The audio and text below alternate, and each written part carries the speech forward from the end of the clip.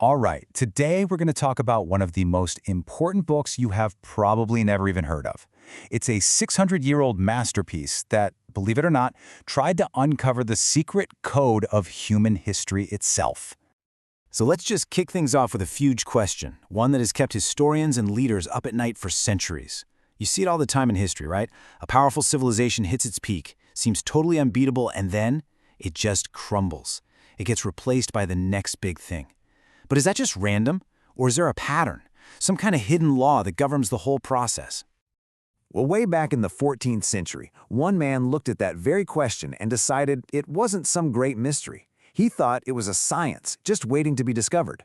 He figured, hey, if we have laws for physics, why can't we have laws for society? And that man was Ibn Khaldun.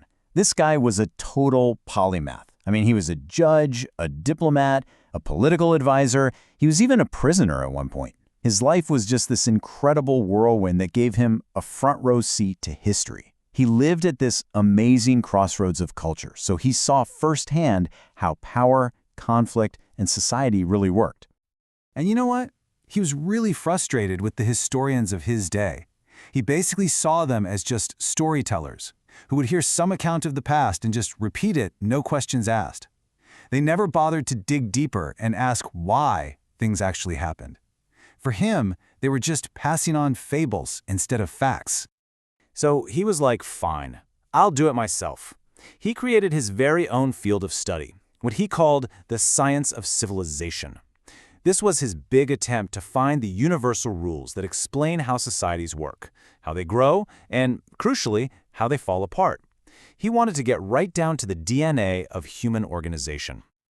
And in his deep dive analysis, he pinpointed one core concept, a single driving force that he believed was the engine behind this whole historical process.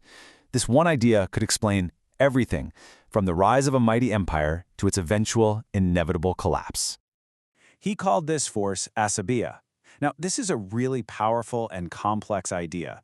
People often translate it as just group solidarity, but honestly, that doesn't even begin to cover it. It's so much more. It's the collective will, that shared purpose, that raw social cohesion that holds a group together. The best way to think about asabiya is as a kind of social glue. It's that intense team spirit, that us against the world feeling, that binds people so tightly they're willing to fight and even die for each other and for the group. It's what lets them do incredible things. But here's the thing about asabiya. It's not constant. According to Ibn Khaldun, it's at its absolute strongest in tough, rugged groups. Think desert nomads, people who have to rely on each other just to survive. That shared hardship forges this unbreakable bond, this fierce fighting spirit that makes them capable of conquering societies that have become, well, a little too comfortable. Okay, so now that we've got a handle on asabiya, this is where it gets really fascinating. Ibn Khaldun used this concept to map out a totally predictable pattern for how long a dynasty lasts. He didn't see history as a straight line. Nope, he saw it as a repeating cycle. And he was incredibly specific about it. He observed that this cycle pretty much always plays out over a period of about 120 years, or, as he put it, 3 generations. That's it.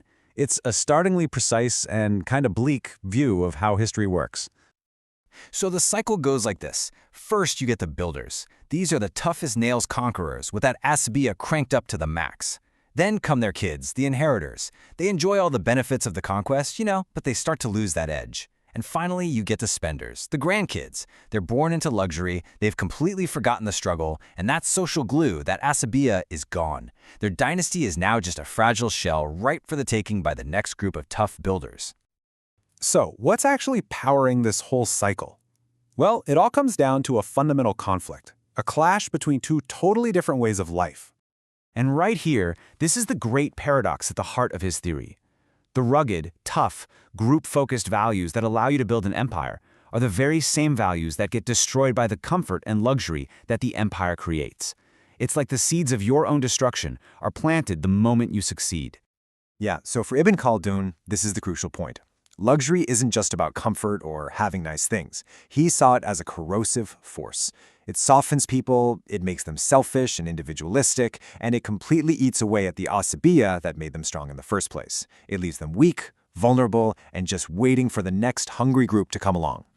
This whole framework for understanding history was absolutely mind-blowingly revolutionary for its time, and its influence is still felt today, even if, sadly, his name isn't as well known as it really should be. I mean, just to put his genius into perspective, look at this timeline. Ibn Khaldun is talking about a science of civilization, about historical cycles, about how societies work, centuries before guys like Machiavelli, Montesquieu, or Karl Marx even appeared on the scene. He was so far ahead of his time, it's almost unbelievable. His work basically laid the foundation for so many of the social sciences we take for granted today. Founder of sociology? Check. Pioneer of economics, analyzing things like supply and demand? You bet. A brilliant theorist of political science? Absolutely. The guy was practically inventing entire fields of study from scratch. And hey, it's not just us saying this. This is a quote from the famous 20th century historian Arnold Toynbee, and it really captures just how monumental the Muqaddimah is. It is, without a doubt, one of the great masterpieces of human thought. Period. And so all of this leaves us with one final, really provocative question.